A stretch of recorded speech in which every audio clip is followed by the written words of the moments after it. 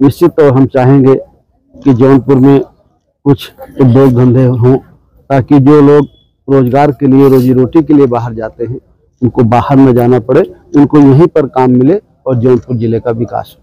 Sir, 2022 के चुनाव में जिस तरीके से शाहगंज, बदलापुर और जिस तरीके से सदर विधानसभा में कम अंतर से चुनाव जीतना, क्या कितना फायदा मिलेगा 2024 में? पूरा फायदा मिले। देखिए, समाजवादी पार्टी उस समय अकेले चुनाव लड़ी, तब भी बहुत कम अंतर से हारे, 500-600 से लड़ाई हारे, माननीय विधायक जी हारे। मुझे लगता है दूसरी सीट भी बहुत कम वोटों से, अरशद भाई भी बहुत कम वोटों से हारे। और इस समय तो कांग्रेस पार्टी है, आम आदमी पार्टी है, वीआईपी पार्टी है, मुकेश सहनी साहब की कम्युनिस्ट पार्टी है, हमारी जन अधिकार पार्टी भी है। बहुत सारी पार्टियां, बहुत सारे संगठन हैं जिनके पास एक वोट है, एक मतलब उनके साथ एक वोट बैंक है जो प्लस होगा समाजवादी पार्टी के साथ। और पार्लियामेंट में ही नहीं, विधानसभा में भी बड़े पैमाने पर जीत के जाएगी समाजवादी पार्टी। आपके साथ ओम प्रकाश राजभर थे, आपके साथ जयंत चौधरी थे, अब उनके साथ अनुप्रिया पटेल पहले से थी, अब भी हैं, संजय निषाद हैं, उनके पास भी एक बड़ा गठबंधन है, तो इसको आप कैसे देंगे? देखिए, उनके साथ में 10 साल का कार्यकाल है। 10 साल का जो एनडीए का कार्यकाल रहा, जो बीजेपी का कार्यकाल रहा, जो उन्होंने कहा था कि हम रोजगार देंगे, बेरोजगारी इन 10 सालों में सबसे ज्यादा बढ़ी है। वो कह रहे थे कि बहुत हुई महंगाई की मार, महंगाई और ज्यादा बढ़ी है। वो कह रहे थे कि किसानों की आमदनी हम 2 गुना करेंगे, किसानों की आमदनी आधी रहेगी। यूरिया की 50 किलो की बोरी पहले 45 की हुई, अब 40 किलो की हो गई।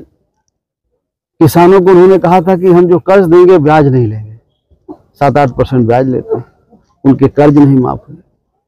किसानों की समस्या बद से बदतर है।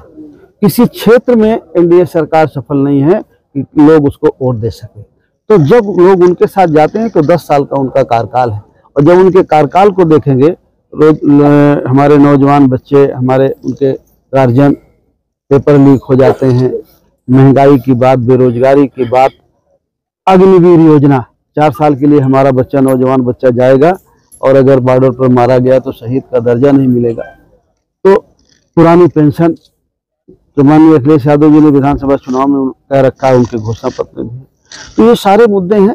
उससे हमको ऐसा लगता है, आपको भी ऐसा लगेगा कि लोग एनडीए गठबंधन को पूरा अपना स्नेह देंगे, आशीर्वाद देंगे। और समाजवादी पार्टी के लोकसभा क्षेत्र में एक मेडिकल कॉलेज है, वो अभी तक भी पूरा नहीं हुआ। देखिए, मेडिकल कॉलेज समाजवादी पार्टी की सरकार में बना, और समाजवादी पार्टी की सरकार के जाने के बाद उसमें कोई सुविधाएं नहीं दी गई।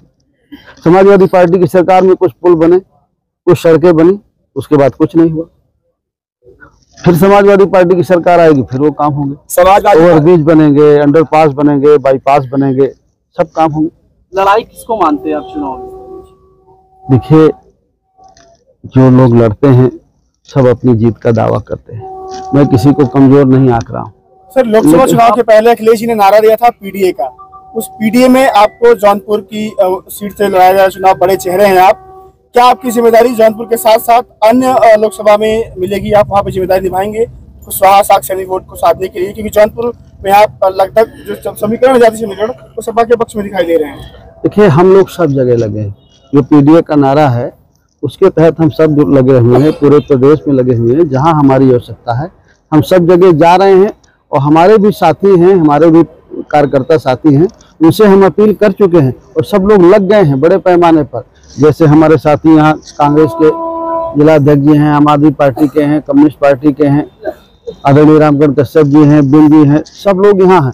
उसी तरह सारे जिलों में आपको ये सब पदाधिकारी मिलेंगे सबके, और सब लोग लगे हैं अपने अपने हिसाब से। समाजवादी पार्टी के राष्ट्रीय अध्यक्ष अखिलेश यादव जी ने आपको जौनपुर से प्रत्याशी बनाकर स्वामी प्रसाद मौर्य की भरपाई और कुशवाहा समाज की नाराजगी को दूर करने की कोशिश की है, इसमें आप कितना सफल मानते हैं?